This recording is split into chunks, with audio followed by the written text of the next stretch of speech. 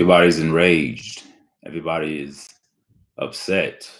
People are angry that Bronny got drafted. Not only are they upset that he got drafted, they are upset that he got drafted to play with his dad. And they are, and I say they, the masses, a lot of people are treating this as if it's a crime. And I'm going to share the footage of Lakers draft of Bronny James. He was drafted as the 55th pick. So let's see what ESPN had to say. Bronny James from the University of Southern California. The anticipation as to where we would hear Bronny's name called. This is a young man who had an unprecedented spotlight on him in his freshman year at USC, where he played 25 games. He missed the first 8 games of the season after he went into cardiac arrest on July 20, 2023. He underwent a procedure to treat a congenital heart defect. To see him less than a year later be drafted is a feat I don't think we can lose sight of. He's, of course, the eldest son of one of the greatest players to ever play the game, LeBron James. And now we see the first ever father-son duo in the NBA, Stephen A.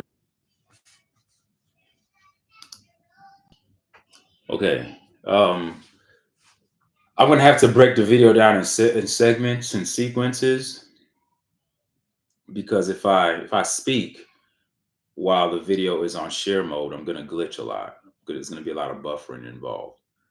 I don't think that Malika Andrews needed to even mention anything that he went through. I don't think that they need to sort of put the impression on this draft of the drafting of Bronny as some, a concession, to say that, oh, well, he's been through a lot and he's made it this far, so we should just accept it. This video that I'm making is not for anybody to accept it. I'm not trying to influence anybody. Everyone is entitled to their opinion. What I'm doing is giving you my opinion and my take on it. I'm really not upset. I'm really indifferent about this. In a way, I am happy for Bronny and the father. Because I'm a big LeBron James fan in terms of what he does on the basketball court. There are a lot of things that he does off the basketball court in terms of the power, in terms of the type of power he wields. Him and his, agency team, with Rich Paul and all that stuff, they're very powerful in the NBA because LeBron James is powerful. He's built a brand. He's built a strong conglomerate of power throughout the NBA because his agency team, his team, not only are they involved with with Anthony Davis, there are other players in the NBA that Rich Paul represents. And there's so much influence and there's like a huge web of power that LeBron wields. He doesn't have to do it all alone. He has a team that does it for him. Whatever he wants, he gets. I believe that he was behind the Darvin Ham firing. As much as media tries to say that he didn't have anything to do with that, I believe he did. I believe he also had a hand in JJ Redick being the next coach. And I also believe, without question, that he had a hand in Bronny being drafted by the Lakers. There were reports that were out by the guy that's on here. I think his name is Bob Myers. I believe that's his name. Bob Myers put out a message saying that Rich Paul was contacting other NBA teams, letting them know as a threat. I wouldn't even say as a threat. Maybe, well, it's a threat, but he was making it as a promise that if any other team other than the Lakers drafted Bronny James, that Bronny James would go to Australia or go play across the seas. Like, he wouldn't play in the NBA. He's not going to play for that team. So in a way, it's sort of like, you're holding the NBA hostage, And do I have a problem with that? I really don't. I'm gonna tell you guys why, because so many times we live in this world where we function from a vantage point of utopia, right? We think that the world is supposed to be a certain way. We internally, inevitably by default, we strive for something called fairness. And as we grow up, the older we get, we understand that the world doesn't operate on fairness. The universe doesn't even operate on fairness. The universe operates off of balance and energy output and energy input. When we look at the things that Michael Jordan accomplished, he was able to build a brand with his name, selling sneakers, making millions of dollars off of that. He is a marketing juggernaut because he earned it by his play on the basketball court. He built a brand because of the things that he did on the basketball court. LeBron has also done the same thing. He has earned the right to do certain things that other NBA players can't do. There aren't any other NBA players during the time that Jordan played that could come out with shoes and come out with their own brand and be as successful as Michael Jordan was. LeBron, in a different era, a great player as Michael Jordan was, it's debatable. Some people say Jordan is better. Some people say LeBron James is better. LeBron James has earned that right to manipulate the NBA. Is it right? I mean, right or wrong, it's relative because he's done good for the NBA. LeBron has brought the NBA millions of dollars. It's a business, it's a corporation at the end of the day. So if an employee has put in the hard work and an employee has dedicated their entire life to a particular sport, and at the end of their career, they decide to make certain requests, and then the NBA concedes to it. There's nothing wrong with that. That's what I mean, that it's not about fairness. It's about energy input and energy output. The amount of things that LeBron has put into the NBA, he's earned the right to do whatever the hell he wants. And you don't have to agree with it. He can manipulate the NBA if he wants. He's allowed to do it. He's not bigger than the NBA. The NBA is allowing it because they understand that it's a marketing ploy. Many people, even if you are against this Bronny James him being drafted to the Lakers, and just like I'm going to show the video later, Stephen A. Smith, he talks about nepotism, and we understand that nepotism has always been a part of the NBA, but it's never been to this degree. But never have we had a player that played to the degree of LeBron James in his later years, still being an All NBA player. And we've never seen a player who also had a son who is a decent basketball player, who probably needs some more time, in my opinion, before he gets drafted. I really think that him staying in college for a full 4 years, would have been great for him. I think him coming out is a little bit too early, but I don't care. I'm not enraged by that. I already understood this. See, I think part of why people are so enraged is because we know how things work, but we don't want to believe that they work that way. You already knew ahead of time that LeBron ran the league. We all knew that. But some of you guys don't want to believe it because you still believe in this idea of fairness. Like there's hierarchy, right? There's the commissioner, then you have the owners, then you have the coaches, the GMs, the players are just the players. But we understand that the NBA is a player-driven league. The NBA is nothing like the NFL. Far from it. All right. So you're right. Satchel facts. It's a business. It's a business. So if Bronny comes on the team, I'm going to tune in. Even if you hate the fact that Bronny plays for the Lakers, you're going to tune in. You know why? Because there are going to be some people on one side of the aisle that are watching to see Bronny fail and play horrible, so they can say, yeah, you see, I told you he shouldn't be drafted. He only got drafted because his father wanted him here. He's no good. He only averaged 4 points a game in college. He sucks. He shouldn't even be in the NBA. then you're going to have some that are watching to see how this dynamic relationship between father and son plays out. So either way, eyes are glued to the Lakers. It's a business. It's about branding. It's about pushing the narrative. Whether it's good attention or bad attention, it's attention nevertheless. Okay? So I don't have a problem with it.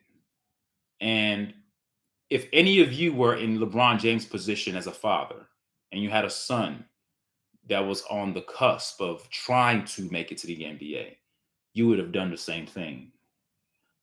He's not committing a crime. It's a business at the end of the day. So I'm going to play the other half of this video so you guys can hear what Stephen A. Smith and the panel had to say about this draft. And I'll add my commentary afterwards.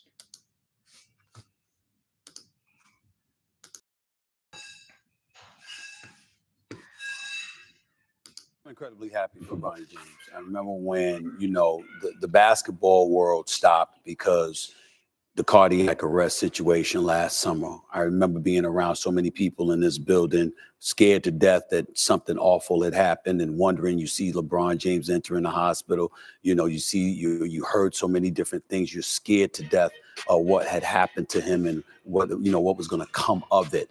And to see him here just a year later, being drafted by the Los Angeles Lakers, health intact and what have you, can't be happier for him. And when people want to judge his freshman season at USC and the lack of production that you might normally see, you have to take into consideration what those previous 5 months were. Not just a physical comeback from an episode this isn't like that. a sprained MCL. Yeah, But the mental comeback and that process for a young person to come back from a situation like that and to be playing basketball again and then to start to try to play it at a high level. There's so much more room for growth. Now, it seems like they're trying to smoothen the angst, the anger. A lot of people who are angry about this, it seems like they know for a fact that the drafting of Bronny is highly suspect. We all know it. We all know that he's not ready to be the NBA. We know that.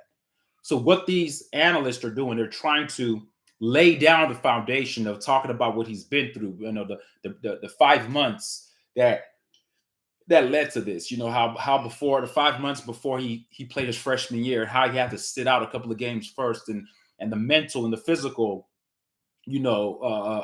place that he was in from being almost killed, almost died. All right. Cardiac arrest, people die from that. So you go from almost meeting your maker to now meeting your dreams. So they're trying to lay down the story so we can be more sympathetic and empathetic to the cause to say, you know what, this guy's been through a lot. But I don't think they need to do that. It's well documented what he went through. No one cares. As fans who watch numbers, as fans who watch statistics, we are more concerned with output and performance. We all know that there were many other guys that were more worthy of being drafted than he was. But then again, I always say this. People say, well, it could have been another player. Only one player. Bronny got drafted 55, okay? The 55th pick. And everyone keeps saying, well, someone else could have went in his place. Only one player. It's not like Bronny took over the whole draft. It wasn't like Bronny was number 1, 2, 3, 4, 5, 6, 7, 8. He wasn't all the picks. Okay? So I think people are looking for something to fuel their anger, to justify their vitriol of how they are responding to this. But I really don't think that it doesn't matter. Just one player. That one player that didn't get drafted because Bronny got drafted, it wasn't meant to be. It's not in the cards. Whoever said that being drafted was fair. You think that the best athletes are always the ones that are drafted? It doesn't work that way. It's all about connections. It's who you know. It's about timing. Some people get injured. There are many factors that play into why certain players go and why certain players don't go. In this case, Bronny had the perfect situation. He has a father who's an all-time great, and a father who has pull and influence in the NBA, and a father used his power to his advantage. I am happy and I'm going to pull out my race card. I'm happy that a black man has the power to not only impact generational wealth, but also impact his seeds, his progeny in real time. Not like, oh, after I'm dead, I'm going to leave this off to you. No, now. My son's going to play with me now. I love it. And the thing is, if you hate it, then watch it fail. If you hate it, let time be the judge. Don't judge it. Let time, you know that people say time heals all wounds? Let time be the judge. If this was a catastrophic move by the Lakers and by the NBA allowing this, let it materialize and let it manifest and let it get there naturally by itself, organically. If it works out, let it work out. Let time be the factor of why it works or why it doesn't work. But I tell you guys this, many of the people that are saying the negative things about this, I'm just letting you guys know how the universe works. It's not going to impact Bronny in any kind of way. He's not going into the NBA because of money, because he already has that. His dad is rich as hell. He wants to be in the NBA because he has a passion for basketball. So that's number one. He's not doing it for money. Number two, he's always been under the microscope, not as much as his father was as a youngin, but the fact that he's a son of LeBron James, he's always had the microscope on him. He's always had the light on him. So this is not something new to him. Like, oh my God, I feel all this pressure and so many people are talking about me. They've always talked about him. People have always said he's never going to be as good as his dad. And we know that. He doesn't care. He just wants to play ball. But I'm going to let you guys in on something.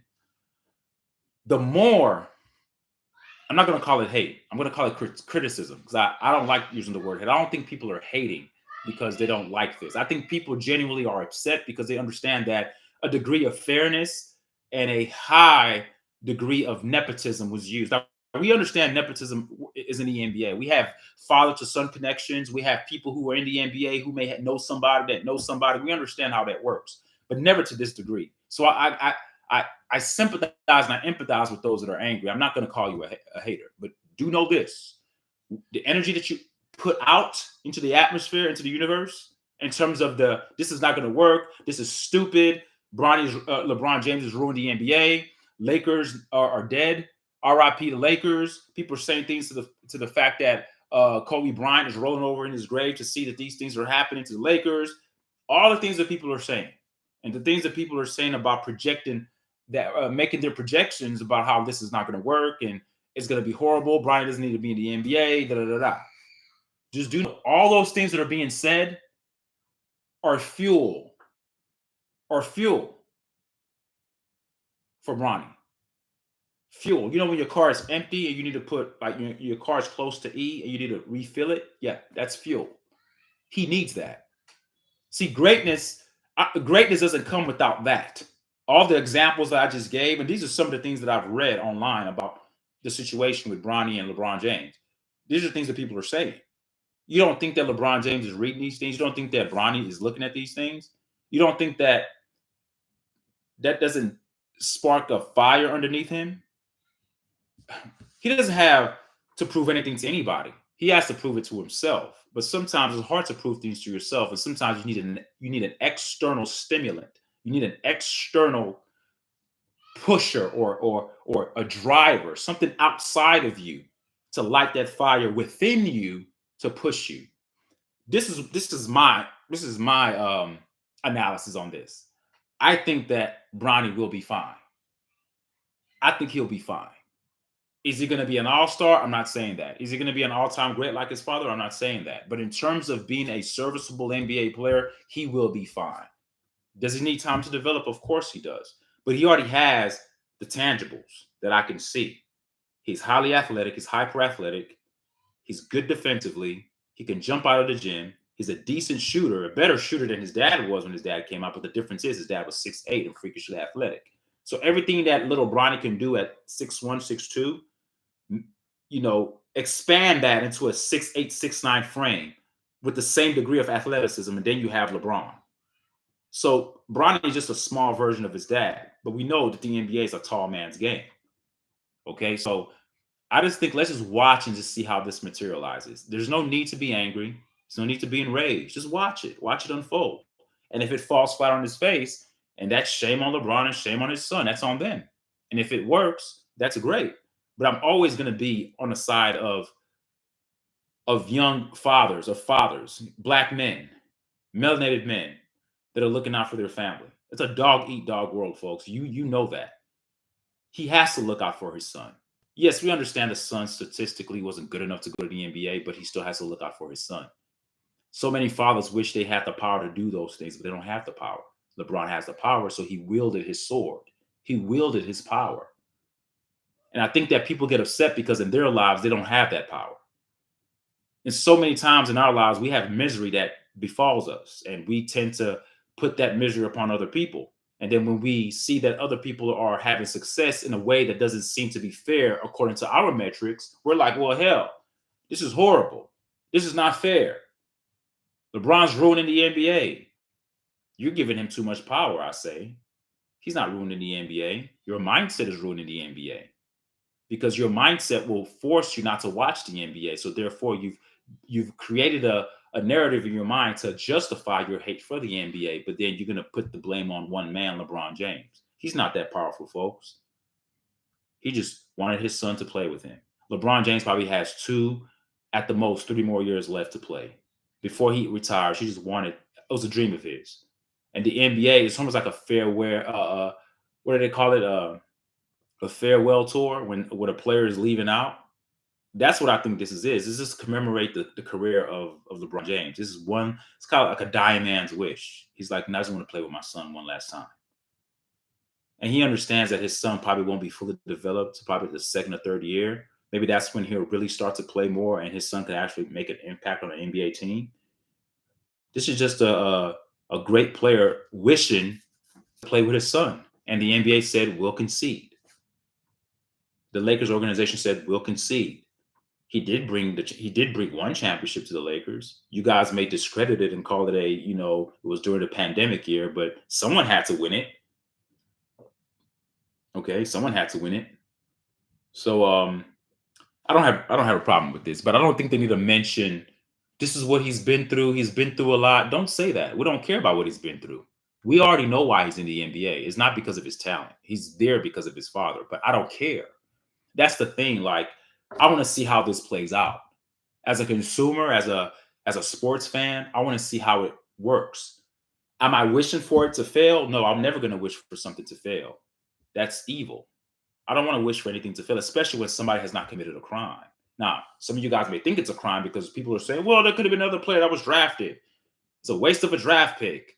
He wasn't good enough. There's other players out there that could have been there. That's one player, guys. That's one. You guys act like Bronny was the whole draft. So let's not stretch this out and start to induce hyperbolic terminology in order to make our point. Let's not do that, folks. It's just one pick. It's one pick. He didn't go in the 1st round. He went in the 2nd round. And some of you guys are upset about that. He shouldn't be drafted at all. That's fine that he shouldn't be drafted. So if he shouldn't be drafted, let time be the judge to justify and prove that. We don't know how he's going to materialize in the NBA. How many times have we seen players who got drafted? We were like, hold on. They didn't do this in college. Where did he get these skills from? So Bronny is still developing. Let's give him time. But I do think personally that if he would have been best served if he played 4 full years of college ball, develop his frame and get into his man body and then get drafted. But I understand what the father is trying to do. He wants to play with his son. Now, you guys may ask yourself, is this something that Bronny wants? What kid wouldn't want to go to the NBA? Of course, this is what Bronny wants. If this is not what he wanted, he would be like, Dad, I don't want to go to the NBA. I want to go back to USC. All right, let me continue to play this video. And can you imagine, as a parent, getting that initial phone call with that LeBron and Savannah got about their son? Mm-hmm. And then you fast forward to where they are right now, celebrating, getting to play together.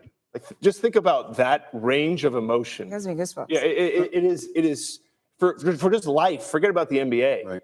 So I think the thing that people that are critical or negative will say, well, they just drafted him because his last name or whatever it is. Yeah. He's not the smallest player in the draft. He's got a 6'7" wingspan. He's 6'1". Mm-hmm. There's players in the NBA. I still think he can be a very good NBA player. I don't think we should, as in the media, people will hope it happens right away. He's still very young, and he didn't really have a last year. So it's going to be fascinating to watch his journey. But because he's so young, and we don't need to expect but so much out of him as a player, you know what the most exciting part is? You got a guy, LeBron James, entering his 40th year on this earth. That's going to be more hyped, more inspired, arguably, than ever before to pull something out of his hat, because he's, you know, you talk about something that rejuvenates you, that makes your legs a little bit more. Oh, man, I totally agree with what Stephen A. Smith is saying. This is actually going to put a little bit more spark into LeBron James. Can you imagine that, playing with your son? You know how exciting that is? I think that LeBron James is more excited to play with his son than his son is excited to play with his dad. Because I think eventually, all men, we all want to, when you're growing up as a young man, and I can attest to this, being a man myself, at some point you want to leave the nest, you know, and so to speak, like you want to be your own man. And I think that Bronny just being drafted to any team, he would be fine. I don't think he was clamoring, I want to play with my dad. I want to play with my dad. I don't think he was doing that. I think that's more of what LeBron wants. It's for LeBron. It's self-serving in a way. Yeah, it's what he wants. And I think this is going to light a spark into him. He's going to be so excited to play with his son. And these are the things that I want to see. This is what makes the NBA actually exciting, because the narratives and the stories behind the story, not just the stories on the basketball court, but the stories behind the basketball game, the stories that are occurring, or the stories that are being created that are off the court. So here they keep talking about the things that he's been through, the emotional part. Like, we don't. Oh, let me stop saying that we don't care. I do care. I'm happy that he's alive, but they're talking more about the things that he went through than his actual game, because there is no game. I'm not saying he sucks. I'm just saying there's not too much to talk about, because he didn't show much in his first year at USC. And I think what he averaged, about 16, 20. I don't know how many minutes he averaged per game. Maybe one of you guys can write that in the chat. I don't know how much minutes he averaged a game, but he averaged nearly 5 points a game. So there's not much to look at. Does he have highlights of doing spectacular things? Of course. And the 6'7" wingspan he's a huge deal, because yeah, he's 6'1", but he plays bigger than 6'1".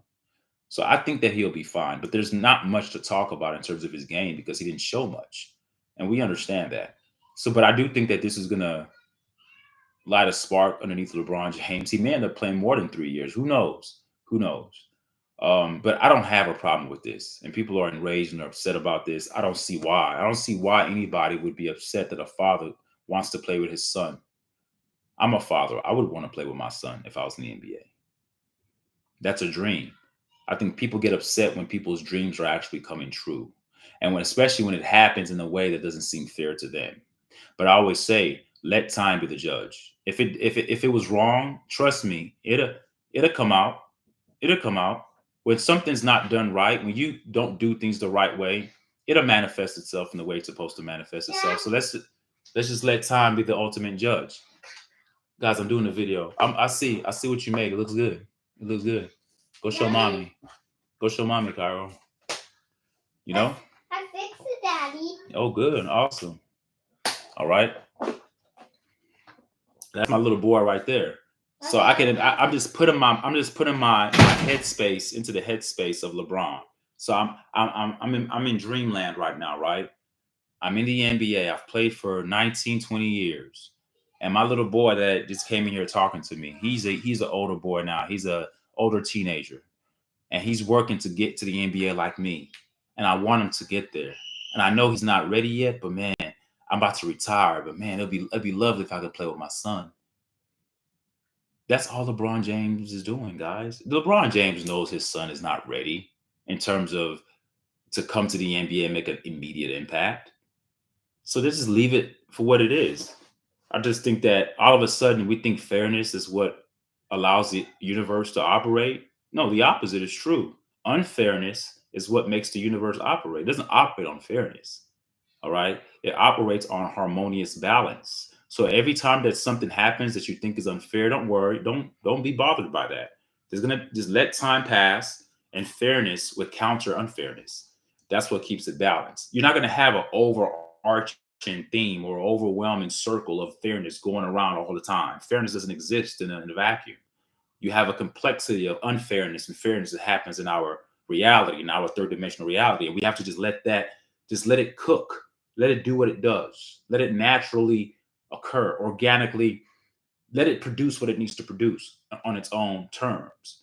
And we'll see the end game. We'll see the end product in a couple of years. We're either going to look back and say, ha, ha, ha, LeBron James was stupid, man. Try to control the NBA. His son was trash. And those who were against this will laugh. And those who are for this, if they see that happening, they'll be like, man, well, it didn't work out. Well, at least he got a chance to play with his son. But if it does work out, then everyone's happy. Who doesn't want to see that? This kind of narrative is what draws people to the game who don't even watch the NBA. I could call my mother right now on the phone and tell her this story about a kid who nearly dies. He goes under cardiac arrest. He comes back. He rehabs physically and mentally to come back. One of the greatest players who ever played the game. That's his son. He gets to play with his father. I mean, what family woman? You don't even have to be a sports fan. If you're just a fan of family, that draws people in. Lakers understand that, folks. That's something that many of you guys don't understand, that are upset. You guys are looking at it. It's not fair. He's only there because of LeBron James. We get that. We get it. That's not revelatory, guys. We all know that. That's like, duh. We get that's why he's in the NBA is because of his dad. But aren't you guys intrigued by the story? This never happened before. Can we see this materialize? Can't we just watch this and say, you know what? I'm rooting for this to work because it'll be great. It's like a storybook ending. I guess that's just me. But yeah, that's my take. Let me read some of these comments. I'm kind of late to the party here. Satro, yeah, salute, man. Salute. Thank you. Yeah, it's a business. You said I read that earlier.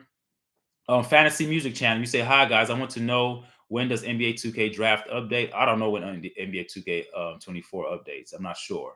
I do have the game, but I don't know when it updates. We should all be proud of Bron. We should be proud of him. We should be, but many people are not proud of him. They're upset, but they're not really upset at him. They can't be upset at him because he's just the son of the father. People are actually taking out their anger on the Lakers. They're taking out their anger on the NBA, and most importantly, they're taking out their anger on LeBron, the father, because they know that he's the one that's pulling all the strings. And they're getting upset at Rich Paul, his agent, his agency, his team, and all that stuff. So, and I don't have a problem with it. I think that when you have power, use it to your advantage. Take care of your family and take care of your own. You don't have to appease other people. Like what LeBron does, what he eats doesn't make me shit. Like he does what he does. I do what I do. I can respect him for a basketball player. He's in a very strange position because when you're that powerful, you're put into a role where you have to kind of play politics. And y'all guys all know how I feel about politics. Like I hate politics. And yeah, people are jealous of Bron's power. It's jealousy because we don't have it. We envy it. So the only way to counteract that is to say, well, it's wrong. He's doing this. See, people tell you what's in their hearts. I don't envy that. I would love it. And even if I envy it, it's not to a point where I'm going to hate that somebody else has it. I'm going to just look back and be like, wow, if I was in that position, that's what I would do.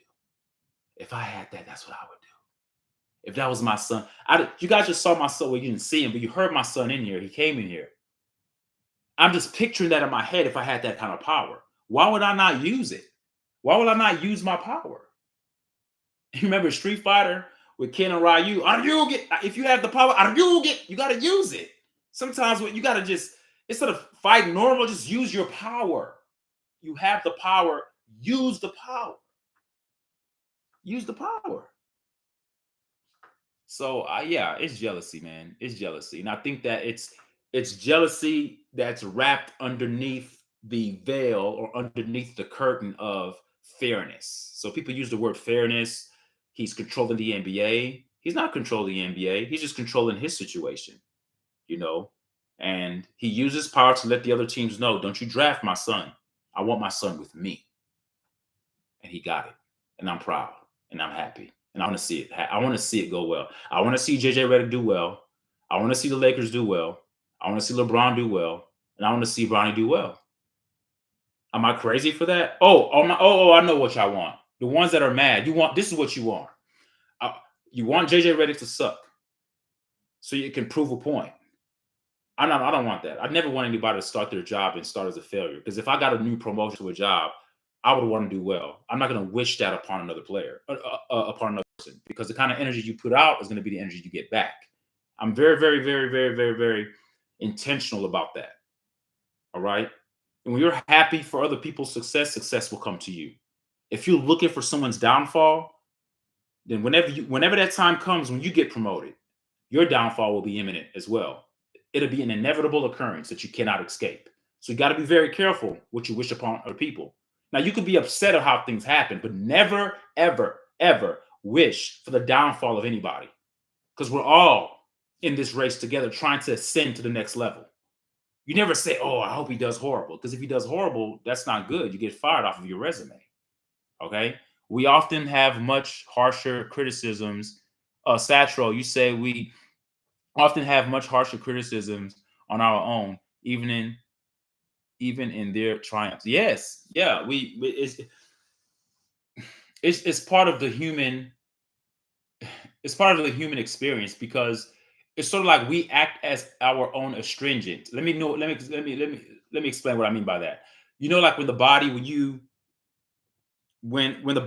cut, let's say you have a cut on your arm, right? The body goes into a natural mechanism of self-healing and self-repair. You have good bacteria, you have bad bacteria, right? I'm not trying to get all scientific here, but I want to explain something.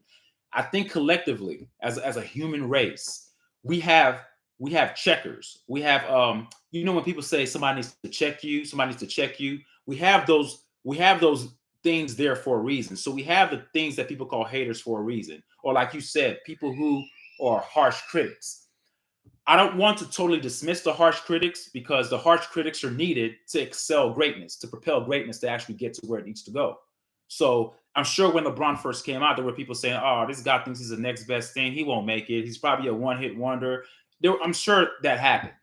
Pressure, negative pressure could either make a diamond or bust a pipe, right? You guys have heard that before. So it's not that we're going to be totally dismissive of harsh critics. It's that within our own race, within our own people, we're more critical, because that's the only way we can perfect our kind. You need the harsh criticism. It's sort of like this. If you have kids, I'm more critical of my own kids than I am someone else's kid. If I see someone else's kid doing something crazy, I'm like, man, that's messed up. If it's my kid doing it, I'm pulling them in the house and I'm wearing their asses out, because they're my kids. So our own people, it's a spiritual thing. We're just built that way, but it's supposed to make us better. It's not supposed to tear us down. So I'm never going to get on a platform and wish for someone else's downfall. I'm not going to wish that Bronny James plays bad. That's not what I want. I want him to do well, because he got there. How he got there may not be right. You may not think that it's okay. You may not think that it's fair. But since he's there, I want him to do well. That's just the way I am. I don't root for people to do bad. Now, of course, if I'm watching a game, let's say I'm rooting for a particular team, yeah, that's the only time I'm going to be like, man, I want the other team to play bad because I want my team to win. But in terms of isolated situations, I'm never going to wish a downfall of any player or any team or any coach. I just won't do that, because that kind of energy that I put out will come back to me. I don't want that. Yeah. So that's the way it works. I think that it's a self-cleansing mechanism within our own race. I think that it needs to happen. I don't think that we should automatically just always side with each other because we're all black and say, hey, hooray, because then there's no opposition. There's no tension. Anybody who works out knows exactly what I'm talking about. You need tension. You need resistance. Resistance is what builds strength. So you need your own people to come at you hard, and you need to go back at them hard too to prove a point. But that's how you end up building that hardness, and you end up building character through that. But it needs to come from your own people, because if it doesn't come from your own people, it's like, well, you guys don't understand my race, you don't understand my culture. But it needs to come from your own people.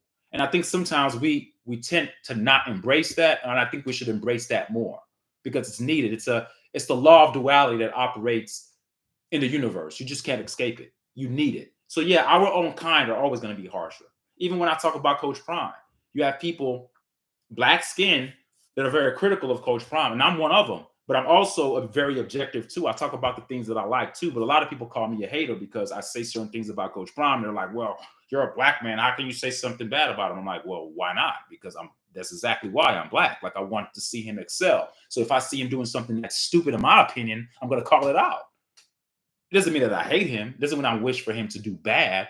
It's part of our DNA to just be very critical of each other because we want to see our kind operate at the highest level. All right. And I think that's where that comes from. But yeah, I'm not going to let this video play out because we're pretty much talking about the same things that I just talked about here. And Stephen A. Smith goes into nepotism and he talks about it's not a big deal. I disagree. It is a big deal because nothing like this has ever happened. A player who gets drafted, who we all know collectively should not be in the NBA, but we know why he's there. It's because of his dad. And to me, though it's not fair, it's still okay because the father who has the power has earned it. He's earned it. It's not like he's a scrub. He's earned it. He's earned it. I mean, come on, he's earned it. No other player can do that. He has earned it. He has the power to delete coaches, to hire coaches.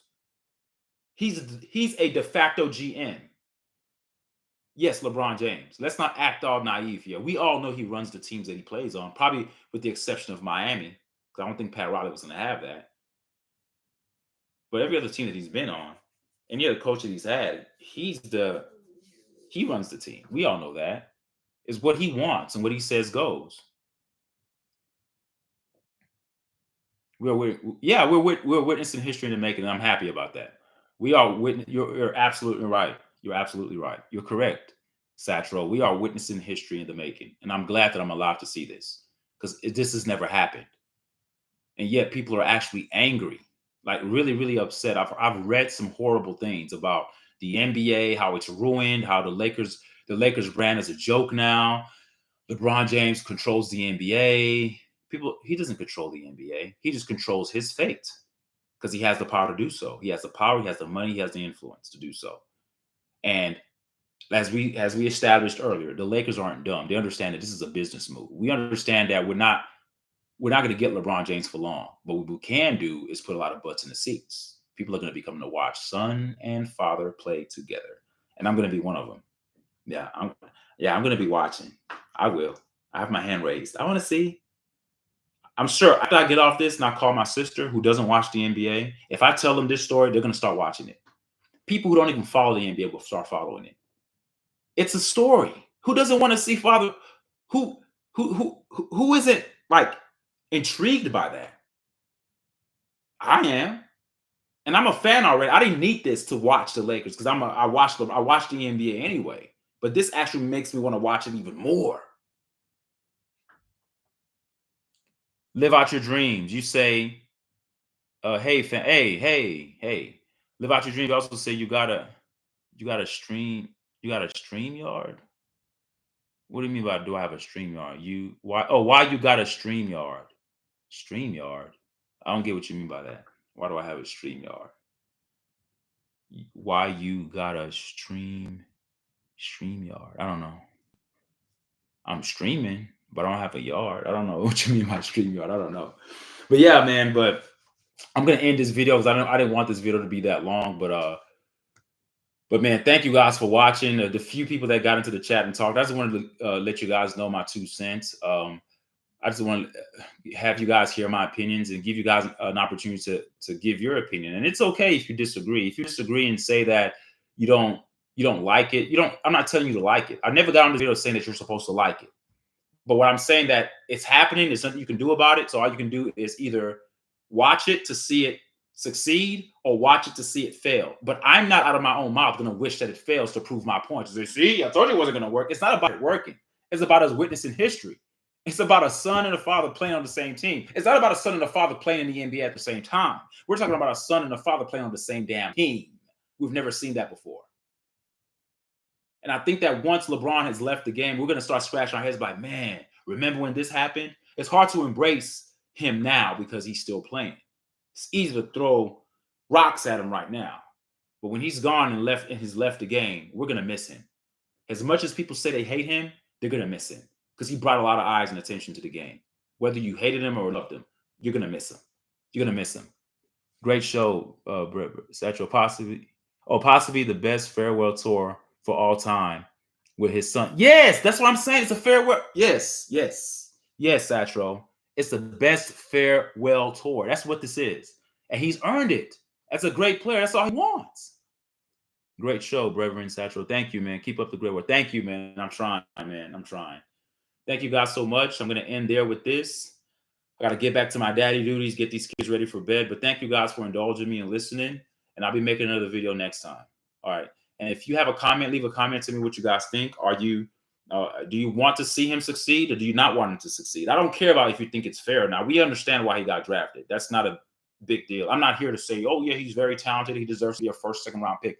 That's not the point of my video. My point of my video is like, why are you so angry? It's like the Joker. Why so serious? Like, who cares?